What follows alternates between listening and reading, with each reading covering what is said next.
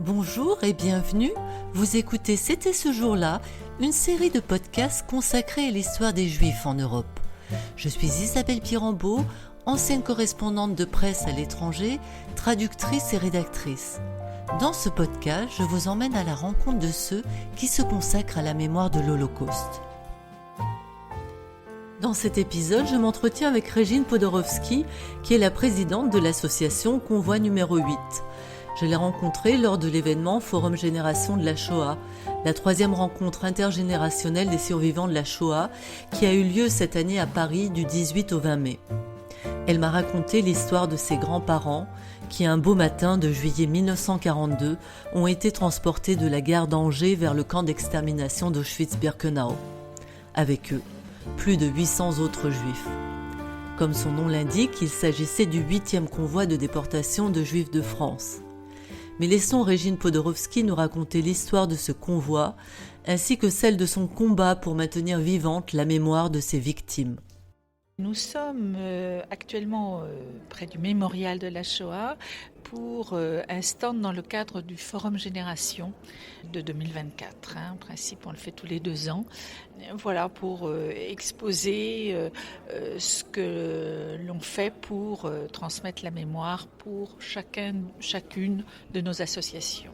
Votre association en particulier, elle s'occupe d'un convoi. Quel est le numéro de ce convoi tout d'abord et qu'est-ce que la particularité de ce convoi? Alors, c'est le convoi numéro 8. Donc, comme son chiffre l'indique, il est parti assez tôt. Il est parti exactement le 20 juillet 1942, dans le cadre en fait d'une rafle que j'appellerais rafle de l'Ouest, sur lequel était prévu un gros départ des déportés juifs de l'Ouest. Il devait y avoir au départ environ 6 convois qui seraient partis de différentes villes de l'Ouest. Seul celui d'Angers est parti. Il devait y avoir à peu près 1000 juifs par convoi. Il y en a eu 876 environ, je veux dire environ parce qu'on n'est jamais à un près, dans les recherches historiques. Et donc c'est quand même le seul convoi en 42, mais pratiquement pendant toute la guerre, il y en a eu juste un après, et pas organisé de cette façon, qui est parti d'une ville de province directement à Auschwitz-Birkenau. Et donc, c'est-à-dire que tous les autres convois passaient par Drancy ou passaient par d'autres endroits avant d'être envoyés à Auschwitz. Alors, vous avez les départs de Compiègne qui sont un peu particuliers, bien évidemment. Et puis, en général, on raflait les gens, comme la rafle du Veldiv, on le mettait à Drancy. Quelquefois, ils étaient rassemblés aussi au camp de la Lande et ils reprenaient de Tours et ils partaient. Mais en général, c'était de Drancy ou de Compiègne que les wagons à bestiaux partaient. Là, c'est le seul cas organisé de cette façon qui est parti d'une ville de province avec la sous-traitance de la SNCF qui a prêté ses wagons, l'aide de tout le monde. Alors, ils ne se sont pas mis sur la gare Saint-Lô au centre d'Angers pur, mais un quai un peu plus loin pour que les Angevins certainement ne s'en rendent pas trop compte, qui s'appelle le quai du Maroc, qu'on a réussi à pas reprendre, mais en tous les cas à avoir l'autorisation de la SNCF pour pouvoir faire nos commémorations chaque année et mettre une plaque. Voilà. Ça, on l'a fait et en principe, tous les 20 juillet, on va lire la liste des noms de nos déportés. Sachant que sur ce nombre-là, 25 ont été transférés au camp de la Lande pour des raisons administratives, parce que ce qu'on disait, c'est qu'à l'époque, il ne fallait pas qu'on déporte des enfants trop jeunes, parce qu'on faisait croire qu'on allait dans un camp de travail. Et puis, il y en a eu une partie qui s'est arrêtée près de Bobigny. Donc, on est parti vraiment 820 jusqu'à Auschwitz. Et 30 seulement sont revenus. Ce convoi qui est parti directement à Auschwitz, est-ce que vous savez comment s'est passé le rassemblement? Ça couvrait toute la région ou comment c'était fait à l'époque? Alors Angers était le centre d'une cité régionale administrative, en fait, organisée par Vichy et les nazis, bien évidemment. Et donc au début, ils ont fait le Maine-et-Loire, et puis il n'y en avait pas assez de juifs. Alors au début, il ne fallait pas les Français. Alors à la fin, ils en ont rajouté. remonté, mais ils ont été de plus en plus loin, c'est-à-dire que ça a compris la Sarthe, l'Indre-et-Loire, puis de plus en plus loin, ça a été jusqu'à Saint-Nazaire, il y a même eu des rafles beaucoup plus loin, donc ça a été ce qu'on peut appeler, ce que j'aime bien appeler, parce que c'est beaucoup plus imagé, c'est la rafle du Grand Ouest en fait. Il devait y en avoir 1000, il n'a pas réussi son quota. Mais par contre, il ne devait pas y avoir de juifs français, il y en a eu plus de 200. Les juifs qui étaient arrêtés à ce moment-là, puisqu'on est encore tôt dans la guerre, on ne devait pas arrêter les juifs de nationalité française. On devait arrêter que les juifs étrangers. Mais il n'y en avait pas assez. Donc, on a quand même arrêté des juifs français, comme mes grands-parents, par exemple, qui étaient français depuis pas mal d'années. Donc, il y a eu, dans le convoi, un peu plus de 200 juifs de nationalité française, ce qui était contre les décisions qui avaient été prises. Et donc là, vous parlez de juifs étrangers. Ces juifs étrangers, j'imagine qu'ils ont essayé d'échapper aux nazis et donc ils sont partis dans l'ouest de la France. Vous connaissez un petit peu le parcours de ces gens qui ont été transportés ?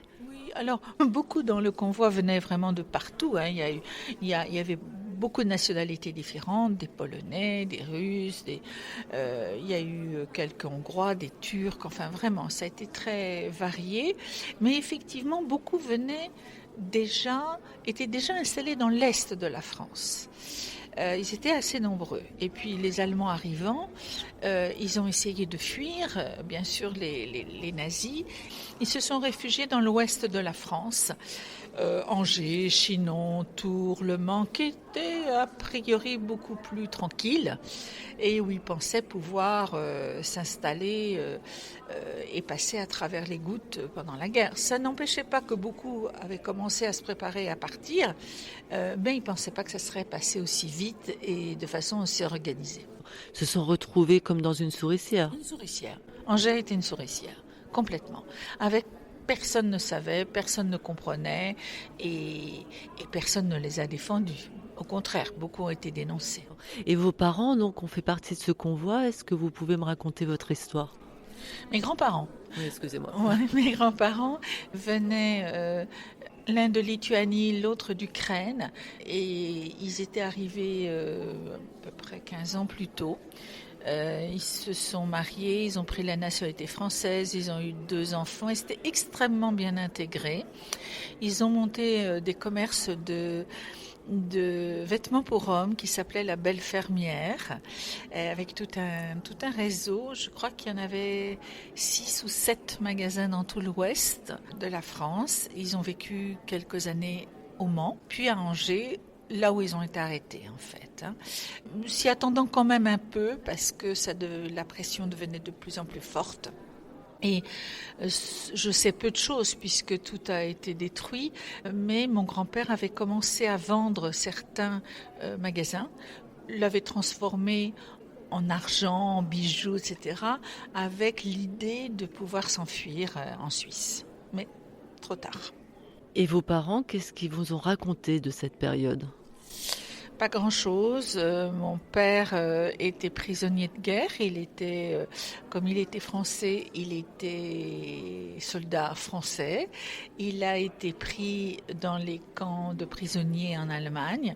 Il est revenu, forcément plus personne, etc. Et papa n'a pas su, en fait, quand moi je suis née. J'ai un frère aîné, donc il a été un petit peu paumé, il ne comprenait pas. C'est-à-dire quand j'étais petite, on attendait toujours le retour de mes grands-parents. Toujours. On ne savait pas. Tant que Serge Klarsfeld n'a pas sorti son bouquin avec la liste et sachant vraiment officiellement sur les carnets qu'ils avaient été déportés et morts, papa attendait toujours. Voilà. Et vous, à partir de quand vous êtes interrogé et quand vous êtes intéressé à cette question ? Moi, toujours, en fait, parce que papa me disait, parle bien russe, parce que figure-toi qu'ils étaient à Auschwitz, et qu'Auschwitz a été libéré par les Russes, donc peut-être qu'ils sont repartis en Russie.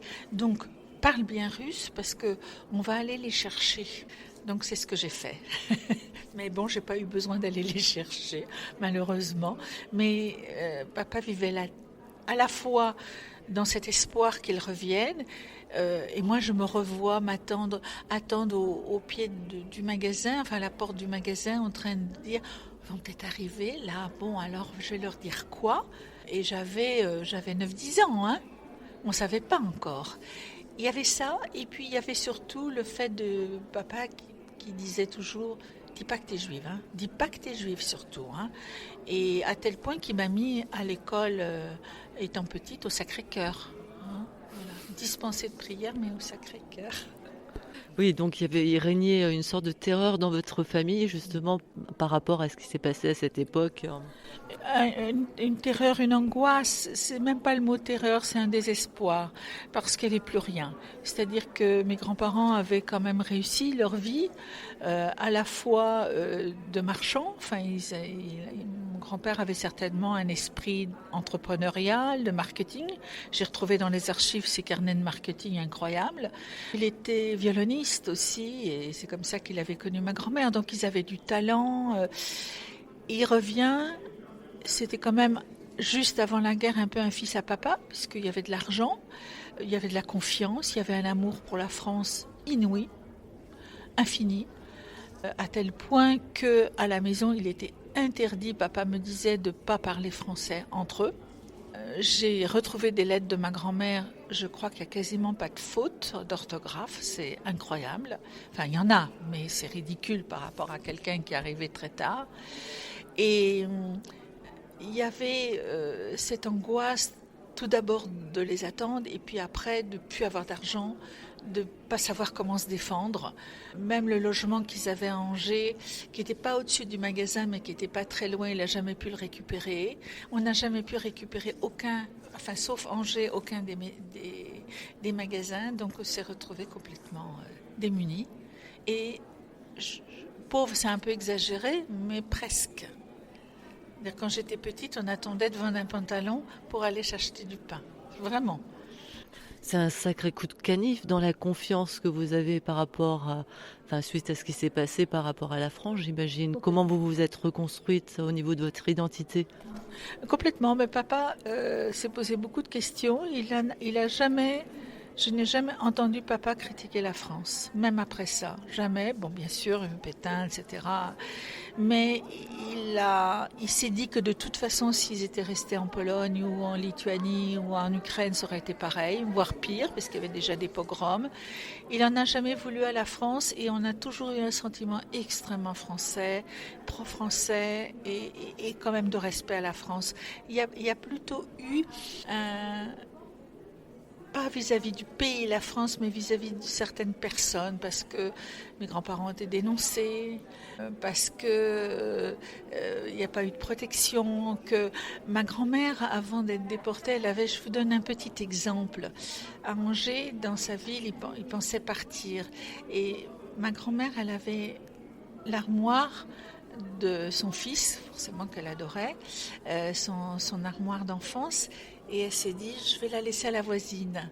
Comme ça, quand on reviendra, on retrouvera l'armoire, on va mettre toutes les photos, tout ce qu'on a dedans.